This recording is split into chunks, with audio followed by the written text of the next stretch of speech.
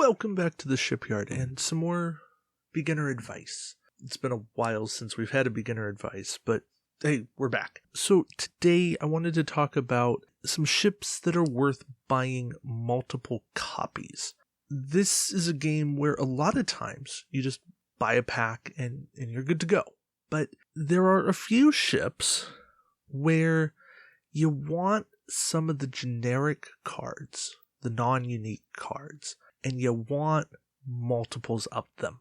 Maybe this is called what are the best non-unique cards, but I'm trying to pick the ships that have the best bang for your buck when you get the whole pack again.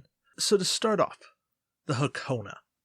This is a ship that has several good generic cards. Romulan security officers, you do get 3 in the pack, but another 3, it doesn't hurt. Now, I don't love Romulan security officers in my competitive fleets, but they do have a place. They do bump up your captain skill, and they can be used for some tricks, so that's there. But more so, Romulan Helmsman. That is a really good card. Fantastic card. Works with your scimitar.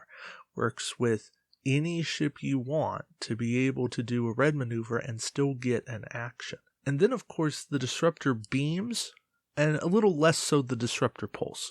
But this is a pack where if you buy a second one, you're getting now your third Dideradix, because I'm assuming you've got a starter set. And then you've got a viable Romulan fleet. Like, not a great Romulan fleet, but you've got a viable one. And some pretty good upgrades to go with it. Alright, so next one.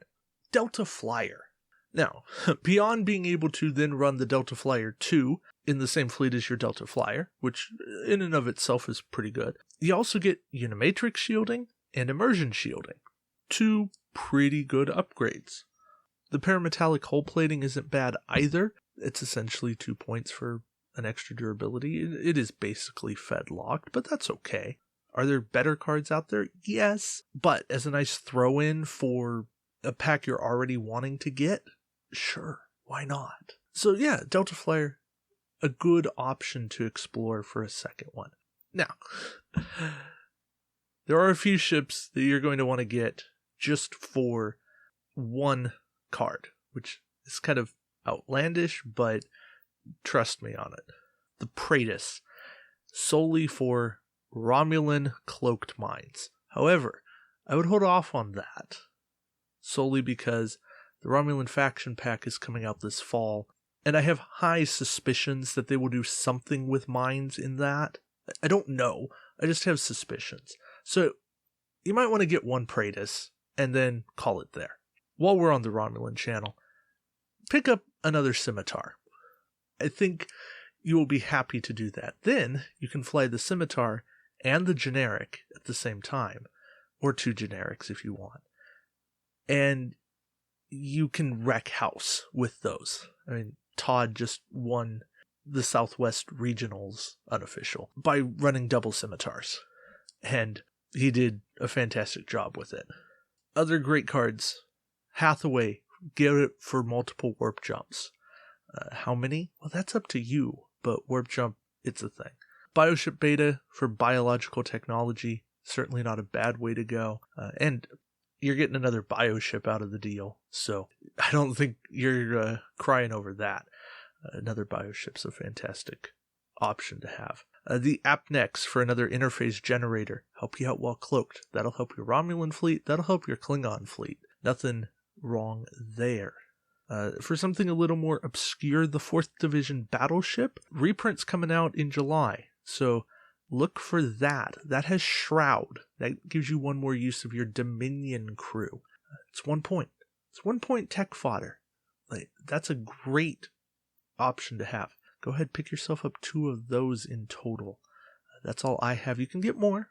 Certainly can get more, but that gets really pricey. The Reliant. Multiple I stab at these. That's a really fun option.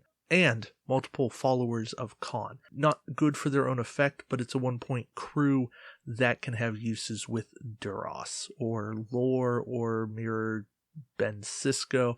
Basically everything that discards crew for cool effects. Even Captain Kruge from Klingons. We talked about him recently on the top 10 Klingon captains. Gornaris for improved deflector screens.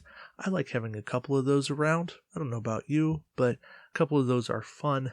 And the last one, Quark's Treasure. I didn't think I'd go here, but Inversion Wave. It's not a bad card, and having the option to run double shuttle if you want is kind of fun. I don't love that option, but there's potential that could be viable. Quark's Treasure is probably like the last thing I'd pick up a multiple of, unless you're trying to support multiple people playing from your collection. If you get 2 people playing from the same collection, then you gotta have a second Quark's Treasure, but that's because it's a gotta have ship. Another thing you're going to want is a second Borg sphere. Just make that happen. That should be a part of your fleet. You can get that by getting the oversized Borg cube with sphere port. That's a perfectly valid way to do it. You don't need to get 2 Borg sphere 4270s, I think is the first one. At that point, you'd have 2 different named ones, but make sure you have some way of having 2 Borg spheres in your fleet. Yeah, I think that's about it. If you guys want to add more to the list, do so in the comments. If you have questions about ships that you'd like to decide, should I get this? Should I get multiples of this? Go ahead, ask. I'll monitor this, even if it's months later. Go ahead and ask, because I see all the comments pop up. Whenever you leave a comment on the video, I don't mind necromancing dead threads. Like that's fine with me. Bring it up. I see it all. So thank you guys for watching. Hope that you enjoyed this. Hopefully this was informative. That's the goal. The new rules may change a whole bunch, but these are good cards, and hopefully they continue to be good cards. So thank you for watching, and until next time, we'll see you around the shipyard. Take care.